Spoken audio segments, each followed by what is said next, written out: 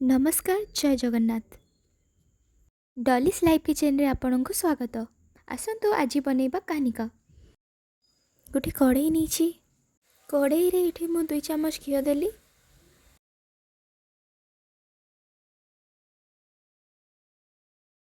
तापरे आमे प्रथमे तेजपत्र देबा।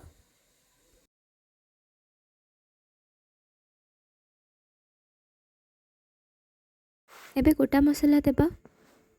एबे ए सब को भल भाबरे आमे टिके एमिति घी रे भाजी नेबा जेमिति के तार गोटे भल बास्ना आसी जिवो। बास्ना आसी सारला परे एबे काजू को गोटा मसला सहित फ्राए करि नेबा।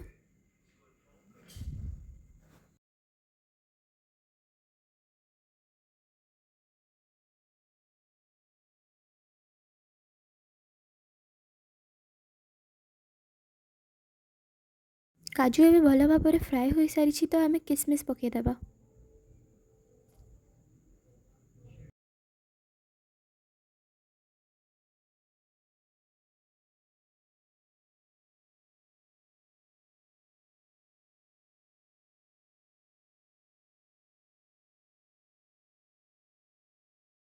काजू किसमिस भल भाबरे फ्राए होई सारिछि। मु जो धोईकी रखी चाउल अधा घंटा पूर्वर बतुरेकी ताको एठी दौछि। आपण चाहिले नॉर्मल राइस नहीं पारिबे किंतु टिके पुराना चाउल नेबे। नुआ चाउल रे गोटा गोटा हेबनी भातटा को एमिति मीडियम रो हाई फ्लेम रे भल भाबरे भाजी नेबा। भल भाबरे भाजी सारला परे 2 कप पानी दे दबा।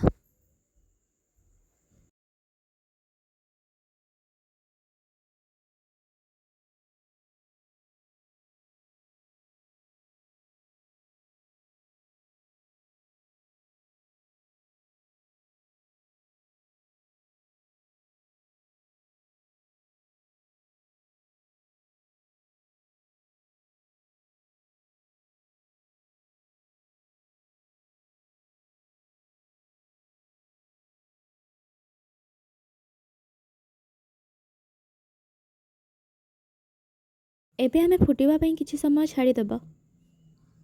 एबे आमे 10 मिनिट पई कवर करि नेबा। एबे आसंतु देखिबा आम राइस टी भल भाबरे कुक होई सारिछि।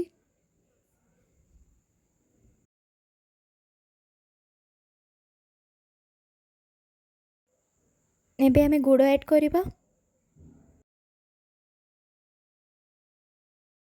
स्वाद अनुसार लूण।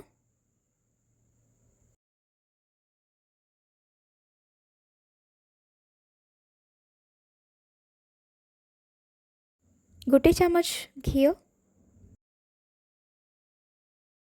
एबे आमे ए सब को भल भाबरे मिसै नेबा।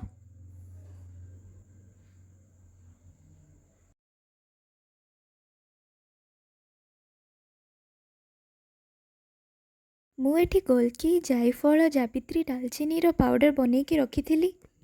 आको आमे राइस रे पके देबा।